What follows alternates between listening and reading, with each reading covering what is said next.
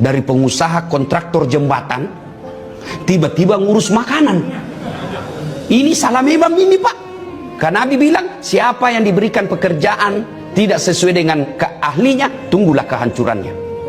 Maka prinsipnya selama MBG ini dinilai sebagai proyek, maka tidak akan berhenti masalah. Kasus keracunan setelah mengonsumsi MBG kembali terjadi di sejumlah daerah. Tapi kenapa hingga sekarang dalam kasus keracunan yang diduga akibat MBG, tidak ada satupun yang menjadi tersangka? Padahal dalam kasus keracunan massal, kepolisian dapat mengusut tanpa adanya pengaduan. Dalam pasal 359 atau pasal 360 KUHP disebutkan pelaku yang menyebabkan orang lain keracunan makanan karena lalai atau sengaja dapat dijerat pidana. Ada pula pengaturan yang lebih spesifik, yaitu Undang-Undang Nomor 18 Tahun 2012 tentang Pangan. Pasal 135 dan 140 menjelaskan pelaku usaha pangan yang memproduksi pangan tidak memenuhi persyaratan sanitasi atau keamanan pangan dapat dipidana penjara hingga 7 tahun jika menyebabkan luka berat. Di luar itu, ada Undang-Undang Nomor 8 Tahun 1999 tentang Perlindungan Konsumen dan Undang-Undang Kesehatan.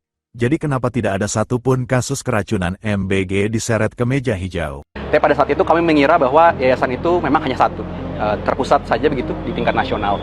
Tapi setelah pengumuman di tanggal 13 Februari kemarin, kami menelisik lebih jauh dan ternyata menemukan bahwa ada cabang-cabangnya begitu ya, Yayasan Kamala Bayangkari ini, baik di tingkat Polda maupun di tingkat Polres. Kalau kita berkaca pada petunjuk teknis BGN yang baru keluar di Desember kemarin juga, itu kan diberikan sejumlah privilege begitu ya bagi kepolisian dalam mengelola SPPG. Salah satunya mereka tidak dibatasi dalam mengelola SPPG. Jadi setiap yayasan pada umumnya dibatasi hanya 10 SPPG, tapi kepolisian tidak dibatasi sama sekali. Jadi itu berpotensi untuk memberikan ketimpangan gitu ya dalam pengelolaan proyek ini.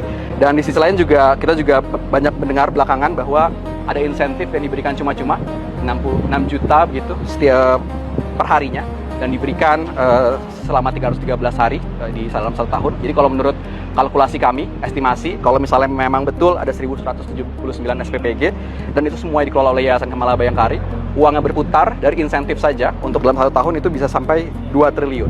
Jadi itu di luar di dana operasional dan dana yang awal diberikan oleh BGN sekitar 500 juta rupiah.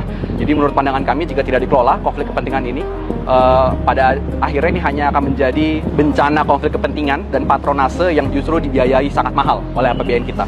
Itu juga salah satu alasan makanya kami meminta memberikan atensi lebih dari teman-teman Deputi Pencegahan dan Monitoring KPK.